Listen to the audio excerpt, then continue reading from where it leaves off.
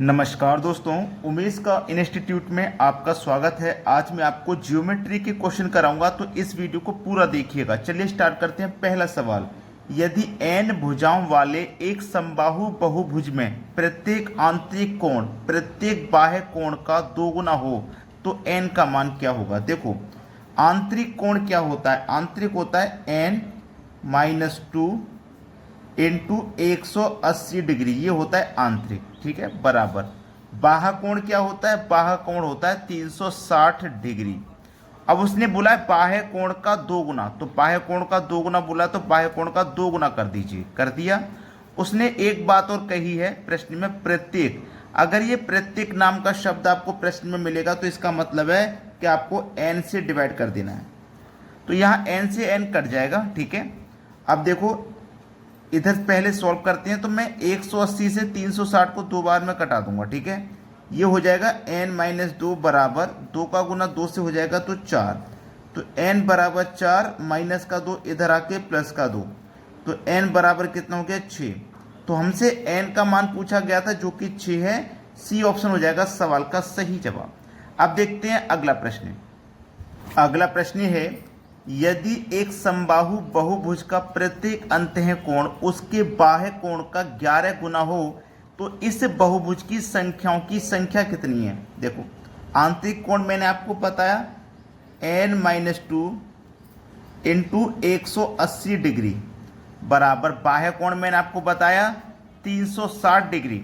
अब बाह्य कोण का 11 गुना है तो बाह्य कोण का आप 11 गुना कर दीजिए। प्रत्येक का मतलब होता है बटे में n। n की वैल्यू कुछ नहीं है तो यहाँ पे देखो n से n कट जाएगा, आपका कट गया। तो यहाँ पे 180 से 360 दो बार में कटेगा। इधर बचा n-2, इधर 2 का गुना 11 से होगा तो 22 हो जाएगा। तो n बराबर 22 माइनस का 2 इधर आके प्लस का 2, तो n का मान आ गया आपका 24। ये बिल्कुल सही जवाब है, डी ऑप्शन बिल्कुल सही हो जाएगा। अब देखते हैं अगला प्रश्न। अगला प्रश्न है, एक समबाहु बहुभुज के सभी अंतः कोणों का योग 1080 डिग्री है। इस बहुभुज की भुजाओं की संख्या कितनी है। देखो, बहुत बढ़िया सवाल है। यहाँ पे आपको यहाँ बाह्य कोण नहीं दिया गया, अंतः कोण का योग दिया गया। अंतः कोण, अंतः कोण क्या होता है? n-2 into 180 degree. इनका योग कितने के बराबर है? 1080 डिग्री के बराबर है। चलिए इसको कटा लेते हैं। एक जीरो से एक जीरो कटेगा, 18 से 108 6 बार में कटेगा। तो n-2 बराबर 6, n बराबर 6 माइनस का 2 इधर आके प्लस का 2, तो n की वैल्यू कितनी आ गई? 8 आ गई। ये हो जाएगा आपके सवाल का बिल्कुल सही जवाब, पहला ऑप्शन। अब देखते हैं अगला सवाल।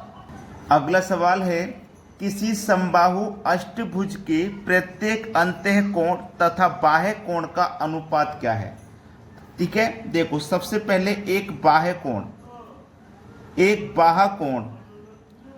बाह्य कोण बराबर होता है 360 डिग्री बटे में n, ठीक है। तो 360 लिखेंगे। n की वैल्यू आपको दी गई है अष्टभुज, तो 8 लिखेंगे n की वैल्यू। 8 से कटाओ, 8 चौक 32, 4 बचेगा 40, 8 पंजे 40, यानी कि 45 बार में कटा, तो बाह्य कोण 45 आ गया।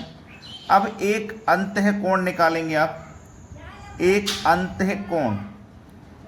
तो एक अंतः कोण आप कैसे निकालोगे? अंतः कोण होता है 180 डिग्री, उसमें से आप 45 को माइनस करोगे तो आपके पास बचेगा 135 डिग्री, ठीक है।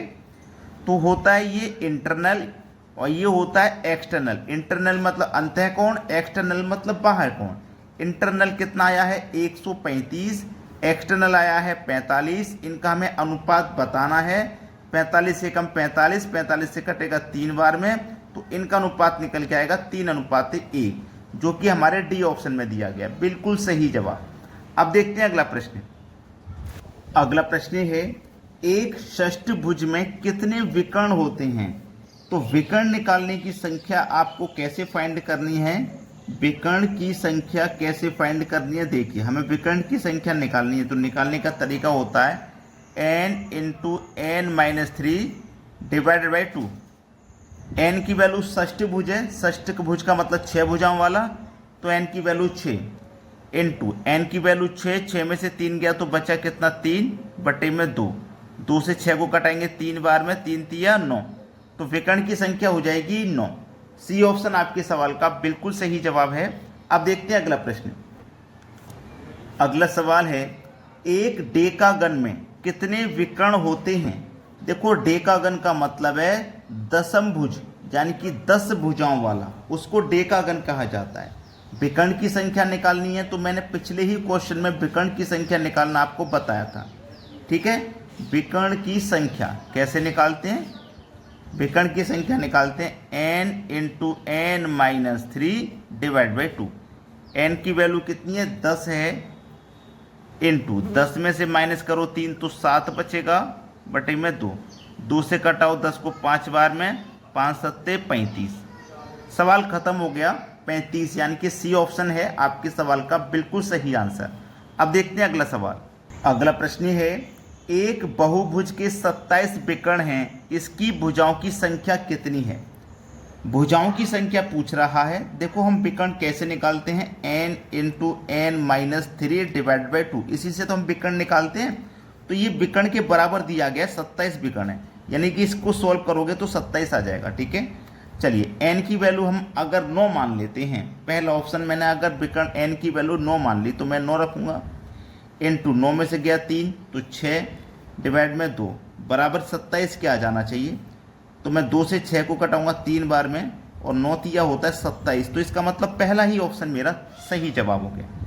अगर आपने वीडियो को लाइक नहीं किया ना तो सभी बच्चे वीडियो को लाइक करें और शेयर करें, ठीक है दोस्तों, धन्यवाद।